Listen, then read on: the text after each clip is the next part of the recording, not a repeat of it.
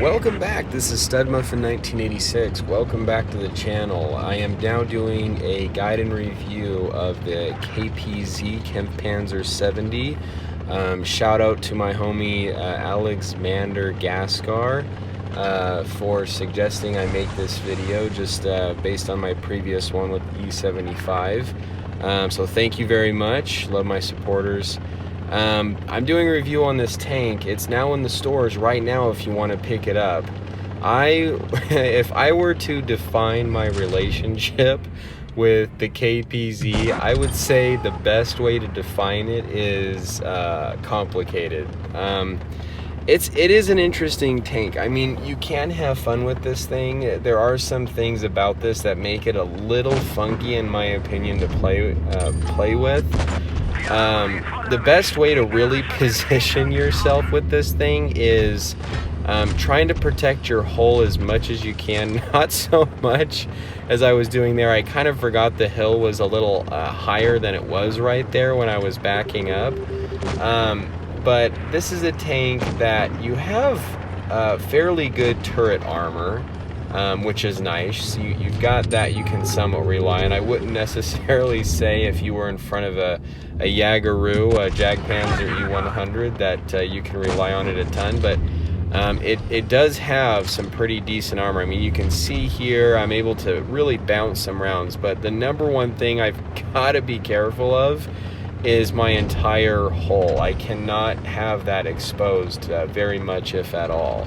Unlike a lot of heavy tanks in the game, you can rely on parts of your hull armor, but this thing, not so much. I would say 90% of the time I take a shot at the hull, I am taking the full brunt of it, totally getting penned. This thing's hull armor, in my opinion, isn't necessarily the best.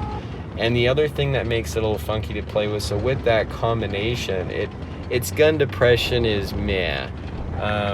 You know, trying to work with a tank that you got great turret armor to work with, not very good hull armor to rely on at all, and your gun depression is meh. And with all that combined, you really have to keep yourselves in positions across the battlefield. I mean, even looked at boom. I knew I was gonna probably take a hit there, but you know, what do? Is put yourself in positions where your hull is hidden or covered, but your cannon can be able to poke out and take those shots. You do have some weak points on the turret you do have to be a little careful of. If you don't have the armor inspector, definitely take a look at that, especially when learning how to play a heavy tank. It's very important, since utilizing your armor, knowing how to side scrape, knowing how to effectively use your armor is very important. So if you don't have the armor inspector app, I highly recommend getting that. But other than that, I mean, the Kpfpz's maneuverability is not bad. I mean, it's pretty much what you'd expect for a heavy tank. Its accuracy and aim time isn't really too bad. I mean, for its reload, they did give this thing a buff just a little while ago, which made the reload and just the gun just a little bit better. And I think it's really on par and where it's supposed to be. So I mean, for its rate of fire, its accuracy, it's not bad. It's solid for this kind of tank.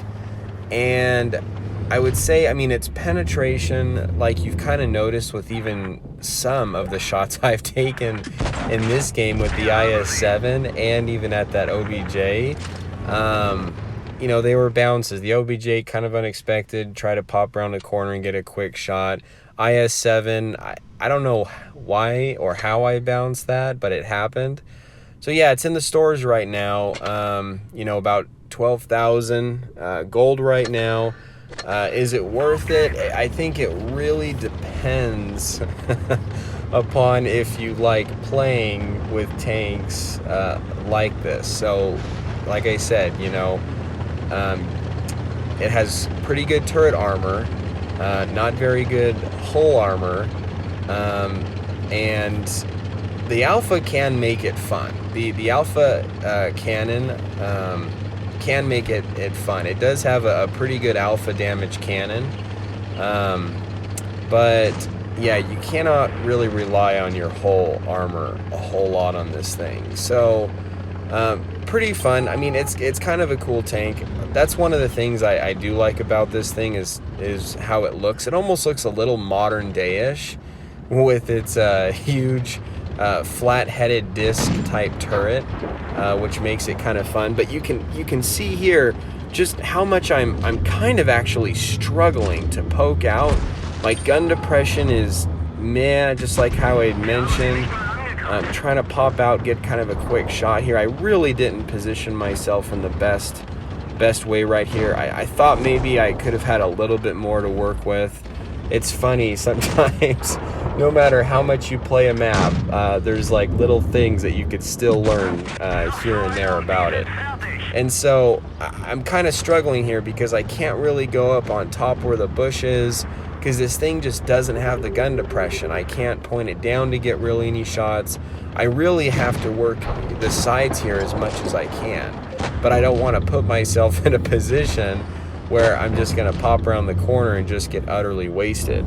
So yeah, just because, as mentioned, you cannot really rely on your whole armor a whole lot. I mean, unlike, you know, the E75, E100, I mean, just like some other heavies, you can rely at least on the upper glacial, or with other heavy tanks, there's other aspects of the whole armor you can rely on.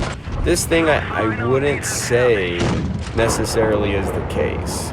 So, but yeah, I would say, I mean, if you do like high alpha damage cannons, this thing could be pretty fun. I would say, I mean, it's got a solid cannon for its tier, for the type of alpha damage output. Like I said, I mean, the penetration, you do want to definitely pack those gold rounds with this thing. Just because as tier 10, you may struggle in some areas to pen those pretty good, those heavy tanks, and you're definitely going to want to be able to get shots off.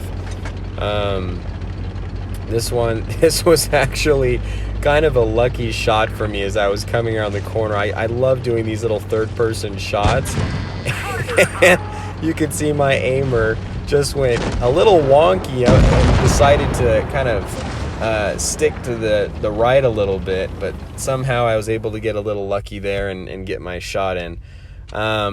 So yeah, I've had the Kpfpz now since I think when it first came out, and I think at the time, unfortunately, it was in crates. My personal opinion is crates are just never worth it. It is insane in how much money you can end up spending on crates, and then it only gives you just maybe a very low percentage chance of getting it.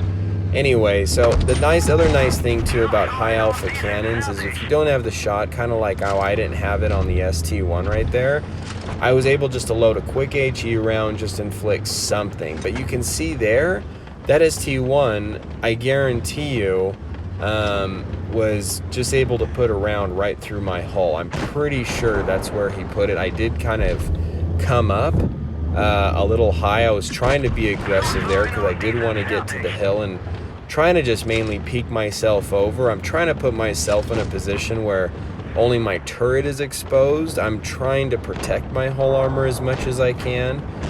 They do have some heavies here on the front line, which, I mean, very well, very well positioned for them.